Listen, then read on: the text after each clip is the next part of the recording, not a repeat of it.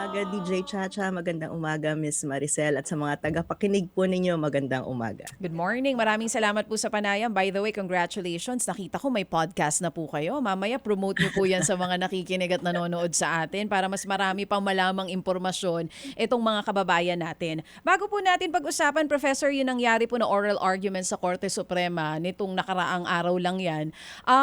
Para lang mas maintindihan ng mga kapatid natin, baka lang nawala na sa isip nila eh. Sa mas madaling salita po, paliwanag lang natin ng mabilis ang kahulugan ng unprogrammed funds or unprogrammed appropriations. Alam niyo po, itong budget natin, meron siyang tatlong bahagi. Yung tinatawag na programmed appropriation, merong automatic appropriation, at mayroong unprogrammed appropriation. Yung programmed part po, ito yung may garantisadong pondo. Kumbaga, ginagarantyahan na lahat ng proyekto na to ay may perang nakalaan sa kanila para ma-implement. Ngayon naman, yung automatic appropriation, ito yung mga items sa budget natin na hindi na kailangang pag-usapan sa Kongreso. Ito ay automatic na napopondohan katulad ng pagbabayad ng utang. Kumbaga wala pong discretion, hindi yan pwedeng palakihin, hindi yan pwedeng paliitin, kung ano ang due kailangan bayaran. Itong unprogrammed appropriation po, matagal na po yan na nag-exist sa budget natin. No? Ito yung na-discuss dun sa hearing. At nung mga nakakaraang taon, nung na-create yung unprogrammed appropriation na yan, yan po yung mga nakaabang na proyekto. Kung sakasakaling nagkaroon ng additional na kita ang gobyerno, ay maaari silang mapondohan. So, nung mga parang unang panahon, ng mga 87, 88, 89, ang nakalagay dyan sa unprogrammed appropriation ay mga foreign assisted projects. Ibig sabihin, ito po yung mga loan natin para sa mga malalaking infrastructure project kasi hindi kayang pondohan ng gobyerno natin. Kailangan nating iutang. Kaya ang mga nakalagay po dyan, halimbawa ay mga subway, itong Metro Manila Subway, nakalagay po dyan, yung mga tulay na magkukonekta sa ating mga island provinces. Ganun po kalalaking mga projects. Airport, dun po nakalagay yan. At nilalagay din po yan sa unprogrammed appropriation kasi minsan, kapag nag-approve na ng budget, hindi pa handa itong mga foreign assisted projects na to, hindi pa approve, so hindi pa malagyan ng budget. Pero ang challenge po dyan kasi, pagka na-approve na itong foreign assisted project at hindi naman mabigay ng Pilipinas yung counterpart niya, mapipinalize tayo kapag hindi na i-implement agad itong mga projects na to. So nakaabang po siya dun sa unprogrammed appropriation. Ganun po ang nangyari noong historically mayroong unprogrammed appropriation sa budget.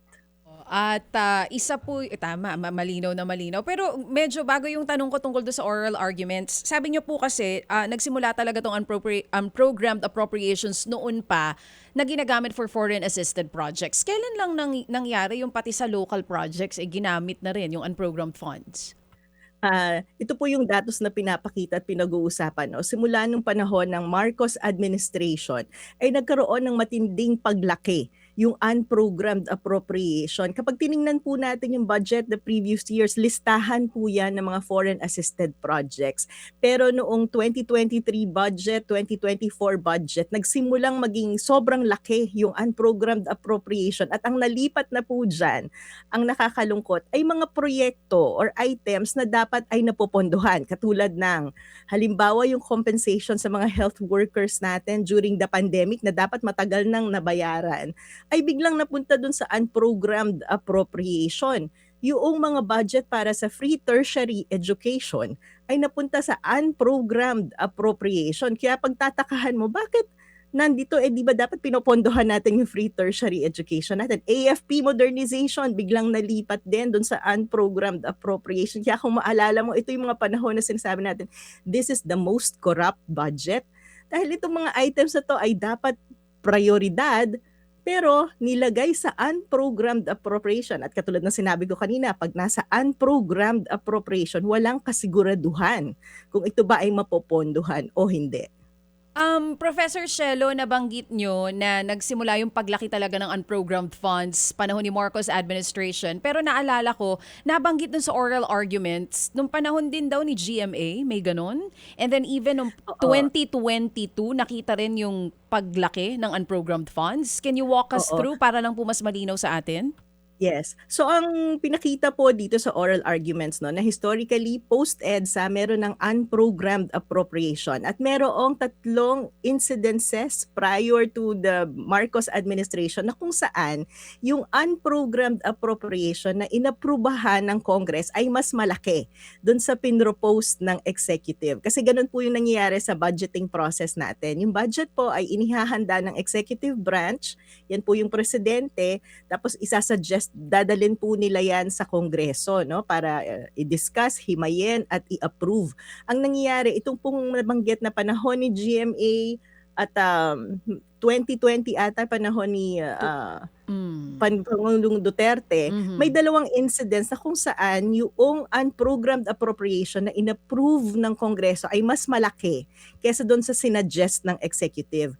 Pero ito po kasing panahon ni Marcos Jr. ay mula 2023, 2024, 2025, yung naa-approve ng Kongreso ay sobrang laki. Ang laki Mm. nung difference between the pinropose ng executive at yung inapprove ng Kongreso. At hindi lang yun, pati yung pinropose ng executive ay napakalaki din.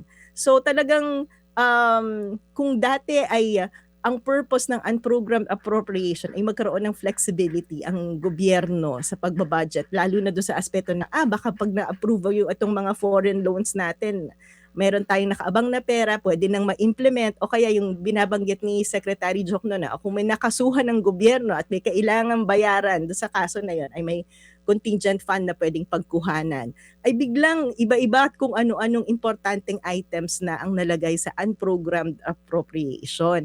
At ang malungkot na kwento po kasi doon, kaya sinasabi nating most corrupt budget yan, yung mga items na to ay tinanggal dun sa programmed part, nilagay dun sa unprogrammed. Isipin na lang po natin, yung unprogrammed ay ito yung mga hindi priority. At yung program, ito yung priority kasi may siguradong pondo.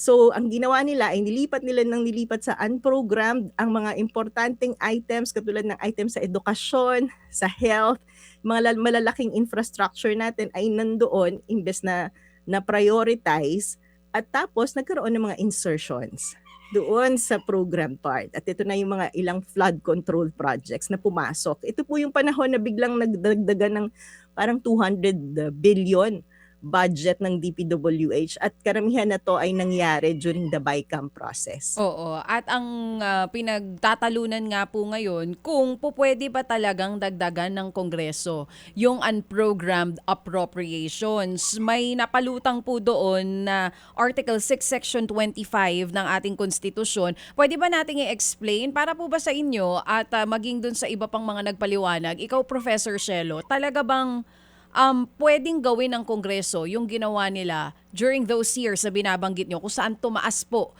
yung unprogrammed funds natin? Oo. Alam niyo po yung usapin talaga dito sa proseso ng budget, at inexplain po to ni Secretary Butch Abad na malinaw ang paghihiwalay ng function ng executive at legislative pagdating sa budget. Yung executive ay ina-identify niya kung magkano ba yung total na budget natin, kung ano ba yung kaya na revenue na i-raise, kung magkano yung kayang utangin, tapos i-identify ng executive itong mga items na consistent dapat dun sa ating development plan. Ngayon, pag pinasa yan sa Kongreso, ito ay hindi maaaring lakihan yung budget. Maaari nilang palitan yung mga items, pwedeng lakihan yung budget ng isang agency, pero pag nilakihan mo yung isang agency, kailangan mo yung kuhanin sa another agency, ano? So maaari lang pagpalit-palitin, pero hindi nila pwedeng palakihin. Pero ang nangyayari po nung mga nakakaraang taon ay hindi nila binibilang yung unprogrammed appropriation sa total budget. Kaya pag tiningnan mo, kung ang pinropose lang halimbawa ng executive ay 100, halimbawa lang halimbawa 5 trillion, biglang paglabas sa Kongreso, mas malaki na kasi pinapalaki nila yung unprogrammed appropriation. So ang question po ngayon sa Supreme Court ay constitutional ba itong ginagawa ng Kongreso na pagpapalaki sa unprogrammed appropriation bilang bahagi ng budget? Yan po yung unang-una. Yung pangalawa din, may mga naging ibang interpretation din po kasi over the years. Sa unprogrammed appropriation po, maaari lang mapondohan yan kapag may extra na revenue ang gobyerno or may na-approve na loan.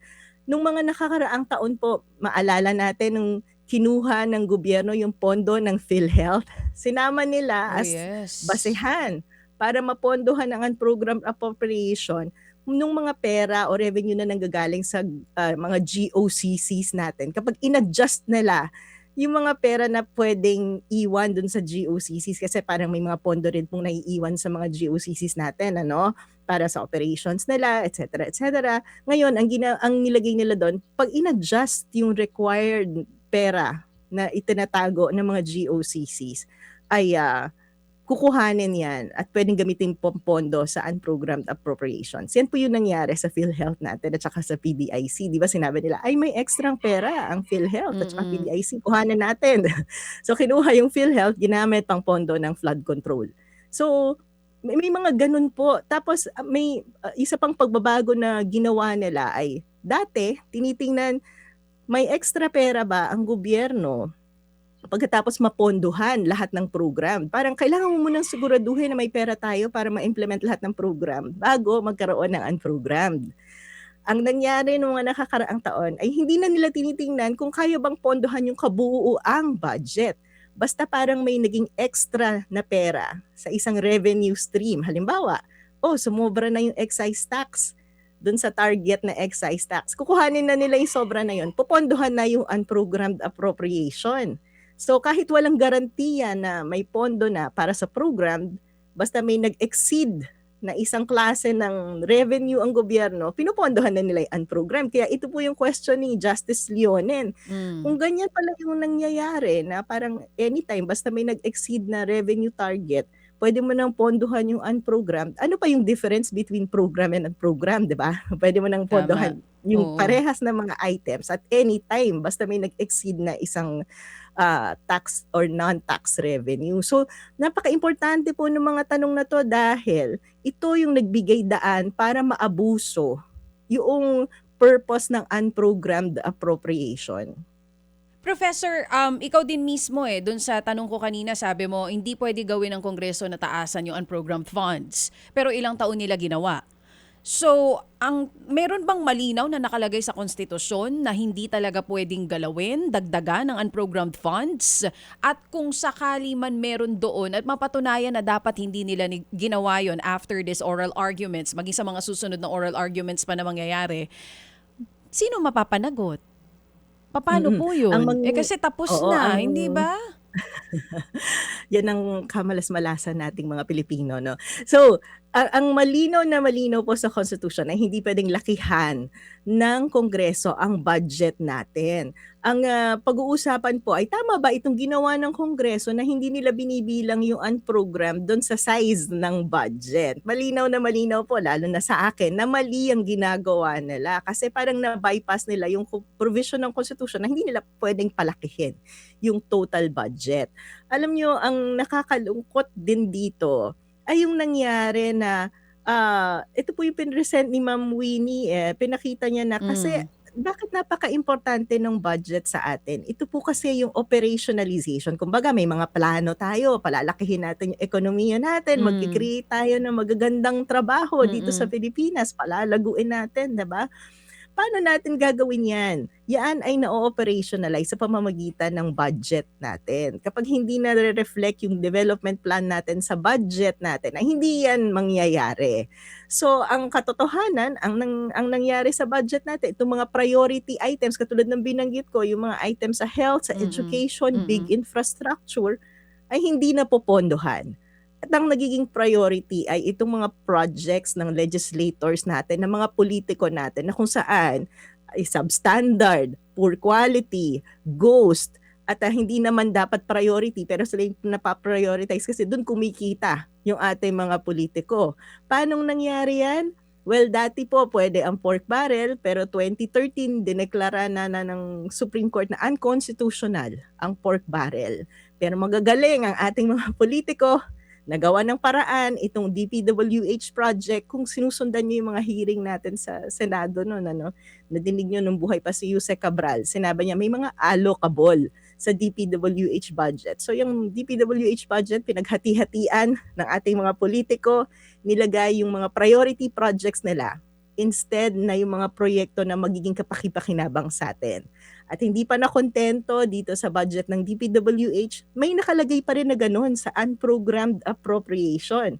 So maliban doon sa health, na nilipat sa unprogrammed, maliban doon sa mga foreign assisted projects na nasa unprogrammed, maliban sa education na nasa unprogrammed, AFP modernization at unprogrammed, may nilagay sila doon. Yung sa GIP na project. Ito ay parang isang malaking pondo na kung saan pwede pa rin magkumuha ng mga infrastructure, road projects, flood control. Alam mo yung malungkot, DJ Chacha, may nakalagay naman na dapat kapag nasaan program ay magpa-prioritize, ano? Ito pa yung isang malaking unconstitutional question Kasi dapat yung prioritization kung ano yung mapopondohan, yan ay function ng legislature, hindi ng executive. Yan yung ginagawa nila sa deliberation sa budget. Pero kapag napunta na siya sa unprogrammed, inapprove yung listahan na yon, ang magdi-decide kung sino ang mapaprioritize or anong item ang mapaprioritize sa listahan na to. Alam mo, dati 10 lang yan, less than 10, 7, ganyan. Nung panahon ni BBM na, 2023, 2024, biglang naging 50 plus na yung items sa unprogrammed. At yan ay nagiging discretion na ng Secretary of Budget. Ito nga yung isang question pa doon sa oral argument. Sino ba ang nag-a-approve Yun nga. noong item sa unprogrammed? Alin doon ang mapopondohan? Nasagot po ba yun during the argument? Sabi ng Solicitor General natin itanong sa DBM, di ba? Nung binigyan siya ng papel. Pero Ask the DBM. ikaw mismo bilang former finance undersecretary, anong sagot mo doon? Sino nag-a-approve? Alam mo, naging discussion yan sa School of Economics nung minsan na may forum kami. So nandun si Secretary Toledo, nandun si former Secretary DBM, Ben Jokno. Sabi ni Secretary Toledo nung panahon nila, ngayon, at saka ni Secretary Mina Pangandaman, it was just the DBM Secretary na nag-a-approve at nag-a-identify. Sabi ni Secretary Jokno, nung siya yung Secretary of Budget, nung panahon niya, gumagawa siya ng memo at pinapa-approve to sa Presidente. Okay. So, ang nangyayari ay malamang depende sa administrasyon. So sa panahon ni Pangulong Marcos, lumalabas na DBM Secretary lang ang nag-a-approve ng prioritization kung anong items sa unprogrammed fund ang mapopondohan. At ito yung nakakalungkot.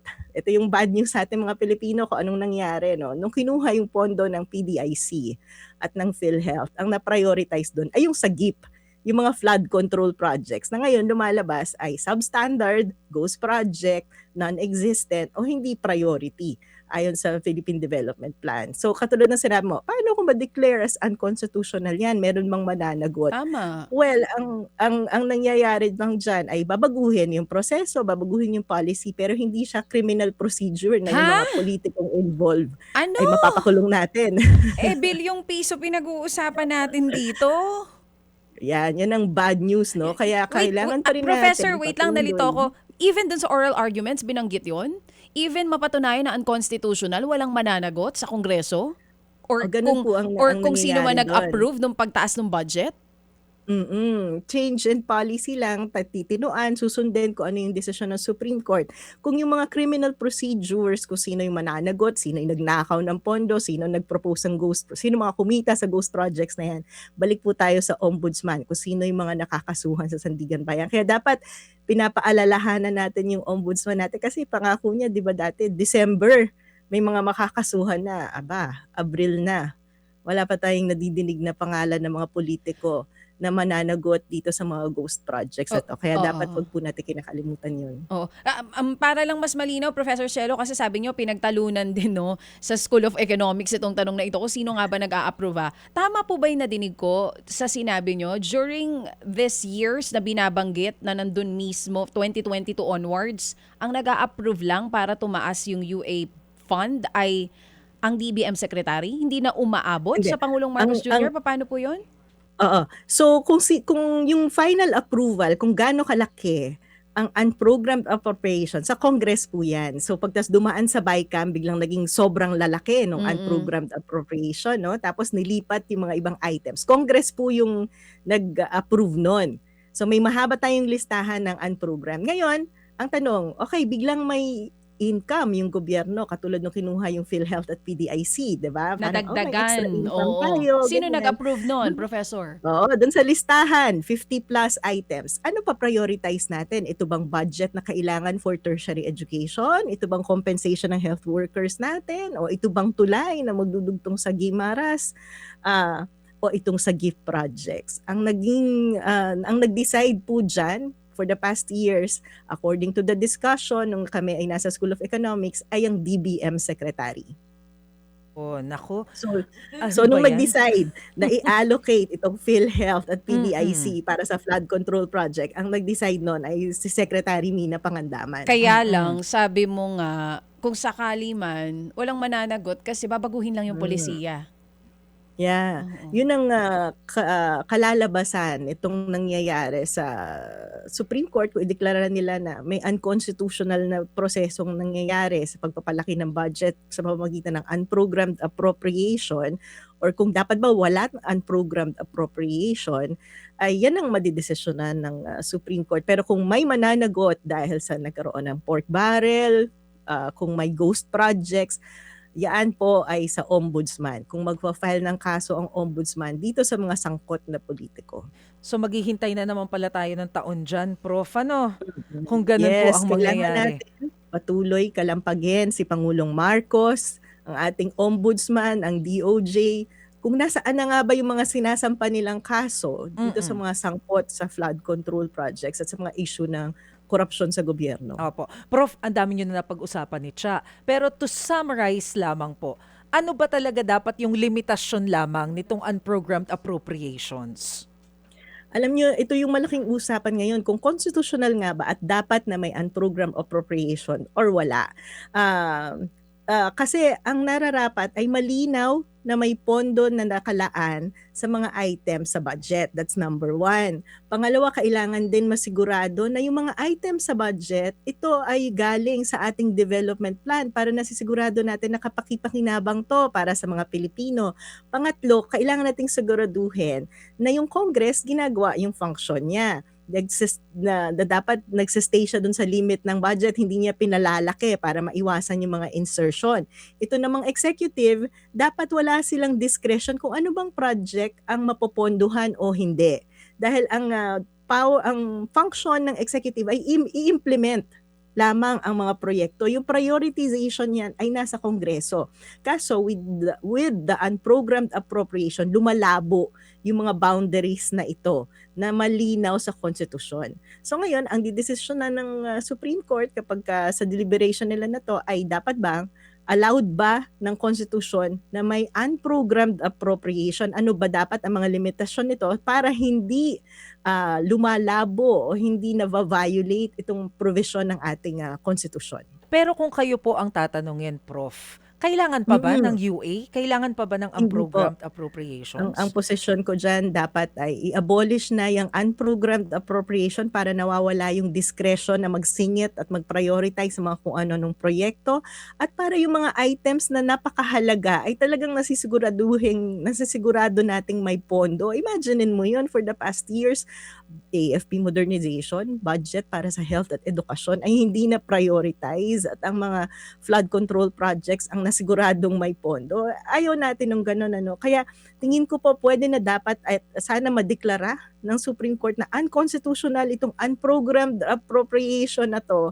at maging stricto sa pag-identify at paglilimita ng budget. Dahil alam niyo po, isa pang consequence, sorry, kailangan kong magitin to, Go isa ahead, pang Prof. consequence kapag hindi nakokontrol ang budget ay nagkakaroon tayo ng napakalaking utang. At napakalaki na po ng utang natin ngayon, 18 trillion pesos na.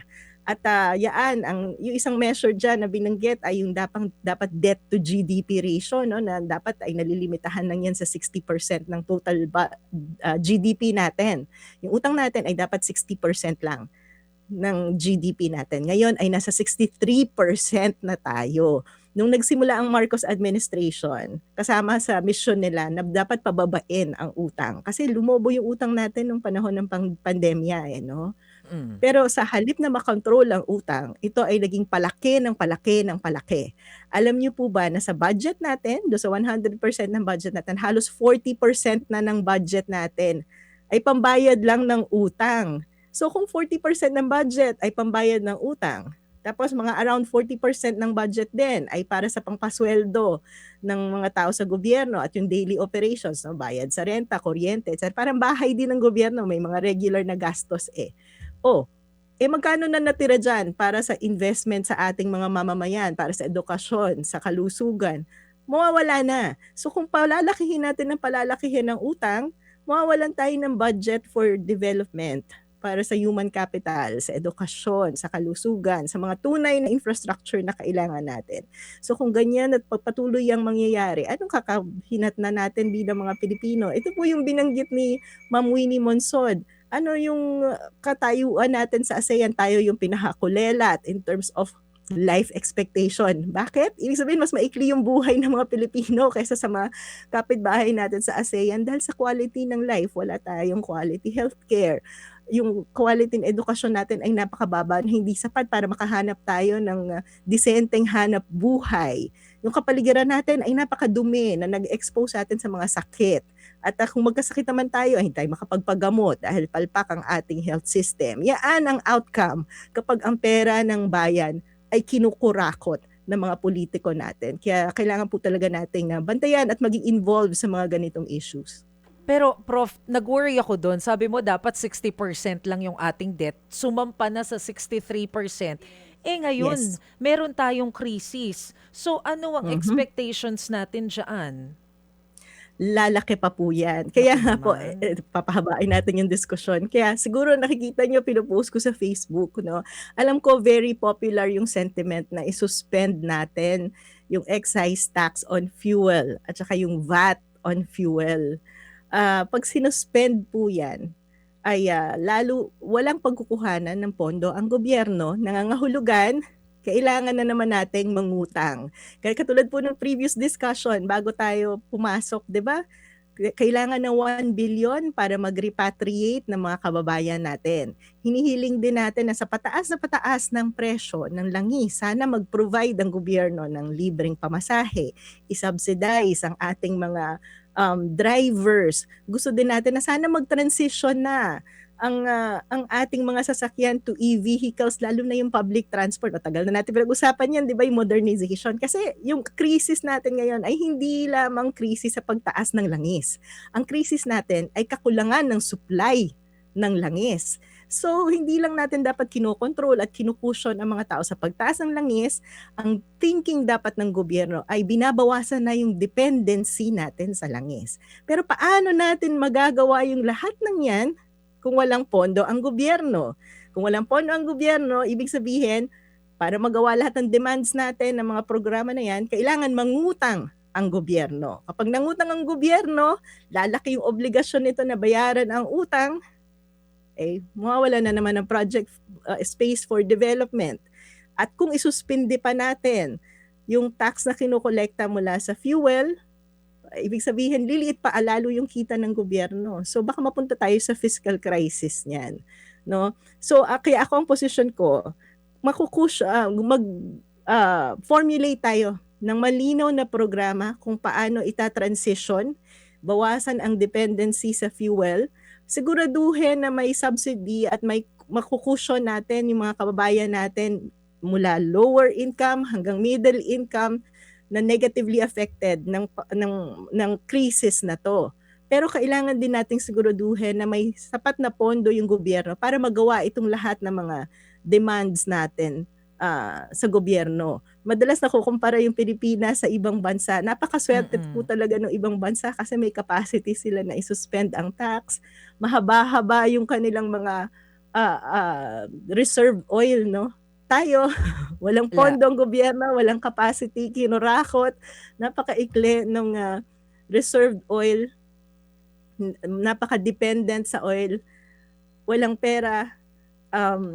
Yun, ito po yung quality ng gobyerno na Lahat ng nakukuha natin if problema we keep nasa on atin. electing corrupt people in government. Opo. Nakakalungkot. Prof, dapat kasi kahapon i-anunsyo ni PBBM yung kanyang desisyon on excise tax pero hindi natuloy. Pero kung halimbawa, hindi niya isuspinde at bawasan na lamang, kumbaga, yung porsyento na sisingilin sa excise tax, magwo-work ba yun? Well, ang mangyayari po ay bababa yung presyo ng langis na binabayaran natin 'pag bumili tayo ng gasolina. Kasi halimbawa kung ₱6 ang excise tax, binaba niya to ₱3, o di mababawasan ng ₱3 per liter yung binabayaran natin. Pero hindi po niyan mapapatigil yung patuloy na pagtaas ng presyo ng langis. Dahil ang problema natin ay supply problem. Kung, talagang magpapatuloy yung problema sa Middle East at talagang may problema sa pagdating ng langis sa bansa, patuloy pa rin po yang tataas. Mababawasan lang ng ₱3 kung 50% ang ibababa ng excise tax. Pero hindi niyan maiibsan yung problema ng inflation, yung pagtaas ng mga bilihin, yung pagiging inaccessible ng mga produkto. Hindi po niyan masusolusyunan yung baka may problema tayo sa supply chain natin. Paano makakarating mga produkto sa isang lugar kung wala na tayong langis, 'di ba?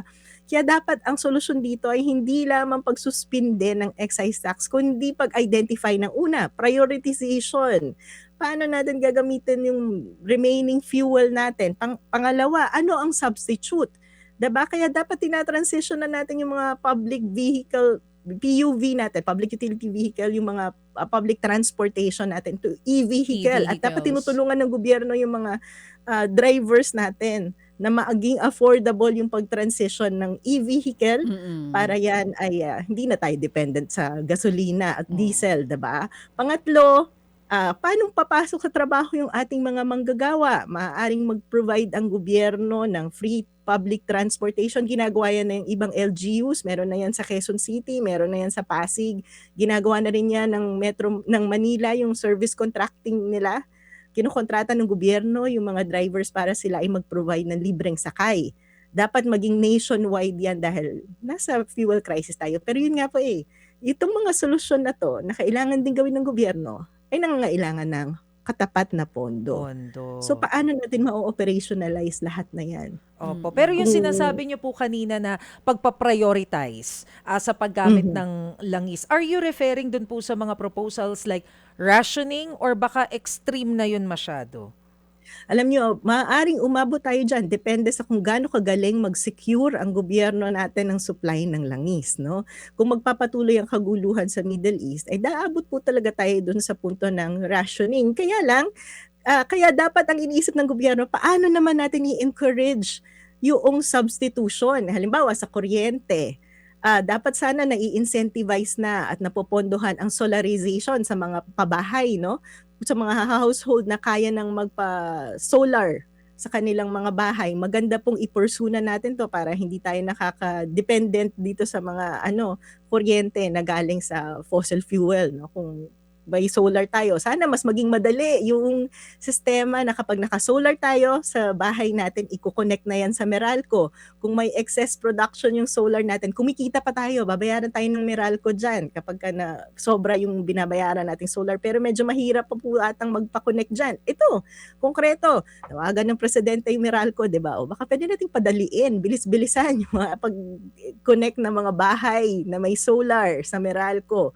Mababawasan yung dependency natin sa So ang thinking po sana, ang strategy ng gobyerno ay hindi lamang mag-isip kung saan kukuha ng langis, kung hindi unti-unti ang Pilipinas ay i-transition na natin at huwag gawing dependent sa langis. So nandiyan po yung katulad binanggit ko, solar sa mga bahay. E-vehicles. Pangalawa, yung public transport Oo. natin, sana hindi na diesel yung mga Correct. jeep natin. Matagal na 'to, pre-pandemic pa natin 'to pinag-uusapan O, wala hanggang pa rin ngayon. nangyari. Oo. Wala pa ring nangyayari. Oo, dapat Malungkot 'no, noon sa pa nila Pilipinas, naisip. puro Correct. plano, walang Oo. nangyayari, hindi na-implement kasi Saka yung mga natin proyekto na susolusyunan 'pag nandiyan na ma-prioritize. ang problema, 'di ba, Prof? Correct. Mm. Yes, at ngayon nga nasa krisis tayo. Ito yun, laging malungkot 'no, krisis na naman, kailangan ng pera. Dapat sana ay isipin ng gobyerno na i-take advantage 'tong krisis na 'to para Mm. mag-implement ng mga mahahalagang proyekto katulad nito, yung Mm. papalakas ng renewable energy sector natin, 'di ba na Mhm, Diyos mhm. ko, tagal na natin pinag-uusapan, hindi pa rin nai-implement, Oo. 'di ba? Professor, nakukulang na kulang ang oras 'pag ikaw talaga kasama namin. Last na lang po, gaano katagal bago magdesisyon ng Korte Suprema, dito po sa pinagtatalungan ngayon tungkol pa rin sa paggawa ng budget natin at kung sakali man na pumabor ang Korte Suprema sa petitioners, anong pwedeng mabago sa paraan ng paggawa ng pondo natin taon-taon? Oo, hindi po natin masabi yung timeline 'no, kasi pinapabalik po sila, may mga assignments, na Correct. kailangan i-submit para sa Supreme Court. Pero kung titingnan po natin yung PhilHealth natin dati, parang nakadalawa, tatlong oral arguments, tapos mga 3-4 na buwan bago nag-decide ang Supreme Court. Kung mag-decide po ang Supreme Court natin ng pabor sa mga petitioners, ang unprogrammed appropriation ay madideklarang unconstitutional. So malilimitahan po itong ginagawa ng Kongreso natin na pagdadagdag ng budget o pagpapalaki ng budget sa pamamagitan ng unprogrammed appropriation. Kumbaga, hindi ko sinasabi na completely mawawala ang pork barrel, no? Kasi may pork barrel tayo sa DPWH budget. Pero malilimitahan po ang pork barrel sa pamamagitan ng unprogrammed appropriation at mapipilitan ang Kongreso natin na pondohan ang lahat ng priority projects na hindi na nila pwedeng ipark dun sa unprogrammed appropriation. So magiging matino din po yung tasking, no, sa pagitan ng executive at legislative. So sana nga po ang hiling natin ay matugunan at maging pabor sa petitioners itong magiging desisyon ng Supreme Court. At sana yan din po ang hiling namin, para kahit papaano mabawasan po ang kupit ng mga kumukupit. Kasi hindi naman mawawala ang pork barrel. But thank you so much, Professor Cielo. Invite them dito po sa iyong podcast ang kanila pwedeng mapakinggan para nga mas ma-explain mo pa ng mas maiintindihan ng mga Pilipino itong pinag-uusapan natin ngayon, unprogrammed appropriations at iba pang issue na may kinalaman sa ating bansa. Opo, para po doon sa mga matsatsagang makinig, gabi-gabi po, meron tayong vlog dito sa YouTube, Prof. Cielo Magno, Chikahan with Prof. Cielo Magno, 7 p.m. po. Hanapin nyo lang po sa YouTube at dinidiscuss natin doon ang mga economic at political issues at kung gusto po natin ng karagdagang kaalaman ay mag-subscribe po tayo dito sa ating YouTube channel. Maraming salamat po. Thank you so much, Professor Cielo. Huwag kang magpapapagod sa iyong advocacy, ha. Maraming salamat sa pagbabantay nga sa Pondo ng Bayan. Mula pa yan noon, Tita Masi, hanggang ngayon. Mga kapatid, para sa iba pang mga balita at impormasyon, sundan niyo po kami sa X, Instagram, Facebook at syempre sa TikTok, True Network PH. Mag-subscribe din po kayo sa aming YouTube channel, True Network. May website din po tayo, truenetwork.ph at pwede nyo rin po kaming mapanood sa Channel 19 ng aming True FM TV. Lagi pa rin makinig sa radyo dito po sa 105.9 True FM dahil dito, laging true sa'yo, kapatid. Dito tayo sa